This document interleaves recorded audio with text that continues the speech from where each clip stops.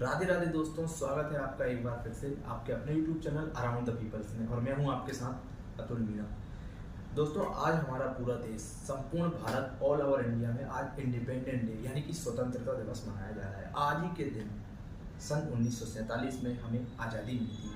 आज लगभग आज़ादी को 77 बार स्वतंत्रता दिवस भारत में आज मनाया जा रहा है। इसको लेके संपूर्ण देश में कई जगह पर रंगारंग कार्यक्रम आयोजन किए जाते हैं और कई जगह पर स्कूल कॉलेज अलग अलग तरीके से इसे सेलिब्रेट करते हैं। राजनीतिक क्षेत्र में भी इसे झंडा वंदन कर किया जाता है और इसको सेलिब्रेट किया जाता है। लेकिन क्या हम वाकई ये बात जानते हैं कि आज़ादी के प्रति हमारे देश के कई युवा क्रांतिकारियों ने अपने प्राणों का बलिदान दिया है। कई ऐसे युवा थे जिन्होंने जवानी में ही अपने प्राणों का बलिदान दिया था। इसी तरीके की कहानी आज हम आप बताने जा रहे हैं। आज हम आपको बताएंगे एक ऐसे युवा क्रांतिकारी, निडर, साहसी, व्यक्तित्व के धनी जिन्होंने देश की आज़ादी के लिए अपने प्राणों का बलिदान दिया। दोस्तों, आपने कहीं ना कहीं किसी किताब में, कहीं सोशल मीडिया प्लेटफॉर्म पर जरूर देखा होगा, जरूर सुना होगा चंद्रशेखर आज़ाद के बारे में।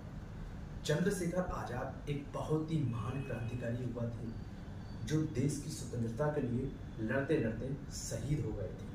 चंद्रशेखर आज़ाद का जन्म मध्य प्रदेश के भावरा गांव में हुआ था। भावरा गांव जो कि वर्तमान में अलीराजपुर जिले के अंतर्गत आता है, उनका जन्म वहां पर हुआ। उनका बचपन भी वहीं बीता। लेकिन चंद्रशेखर आज़ाद बचपन से ही बहुत निडर और साहसी थे।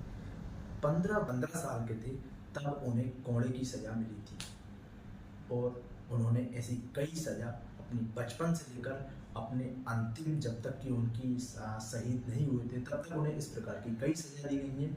लेकिन उन्होंने हमेशा लड़ाई लड़ने के लिए तैयार रहे हैं। उन्होंने अपने कभी भी कदम पीछे नहीं हटने दिए हैं। चंद्रशेखर आज़ाद ने अपने बचपन से क्रांतिकारी गतिविधियों में शामिल होने का निर्णय लिया था और वह हमेशा क्रांतिकारी गतिविधियों में शामिल होते रहे थे। सन 1922 में उन्होंने गांधी जी के असहयोग आंदोलन में हिस्सा लिया था। असहयोग आंदोलन में हिस्सा लेने के बाद वह और भी आगे बढ़ते चले गए। चंद्रशेखर आज़ाद ने यहीं पर रुकना उचित नहीं समझा। वह इस तरह के कई आंदोलन में भाग लेते चले गए। चंद्रशेखर आज़ाद को समझ आ गया था, जलियांवाला बाग हत्याकांड हुआ था। जलियांवाला बाग हत्याकांड के बाद चंद्रशेखर आज़ाद को कहीं ना कहीं समझ में आ गया, अंग्रेजी हुकूमत बातों से मानने वाली नहीं। आज़ादी के लिए क्रांतिकारियों को बंदूकों का सहारा लेना पड़ेगा। इसी के चलते आयरिश क्रांति से प्रभावित होकर भगत सिंह ने दिल्ली असेंबली में बम फेंकने का निर्णय लिया था। भगत सिंह ने अपने दो साथी सुखदेव एवं राजगुरु के साथ बम फेंकने का निर्णय लिया और उसे अंजाम दिया। उसी के चलते भगत सिंह, सुखदेव और राजगुरु को फांसी की सजा सुनाई गई थी। इसमें चंद्रशेखर आज़ाद ने भी भगत सिंह का साथ दिया था। चंद्रशेखर आज़ाद भगत सिंह, सुखदेव और राजगुरु की इसी सजा को कम करवाने के लिए इलाहाबाद हाई कोर्ट पहुंचे हुए थे। इलाहाबाद में जब वह पार्क में थे तो इसकी हुकूमत कहीं से अंग्रेजी सरकार को लग जाती है और अंग्रेजी सर्विस को जंग में अंग्रेजों को कड़ी टक्कर देने के बाद चंद्रशेखर आज़ाद शहीद हुए थे और अपनी अंतिम सांस तक चंद्रशेखर आज़ाद अंग्रेजों के हाथों नहीं लगे थे। वह जंग में लड़ते हुए शहीद हुए थे। ऐसे महान क्रांतिकारी चंद्रशेखर आज़ाद को सत सत नमन। और हमारे कई ऐसे क्रांतिकारी हैं जो कि देश की स्वतंत्रता के लिए अपने प्राण न्यौछावर किए हैं। इसी तरीके की और जानकारी के लिए आप हमारी वीडियो को देखते रहिए।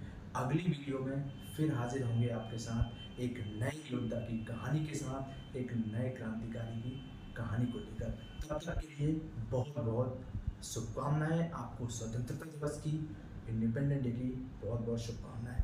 बहुत बहुत धन्यवाद। Thank you.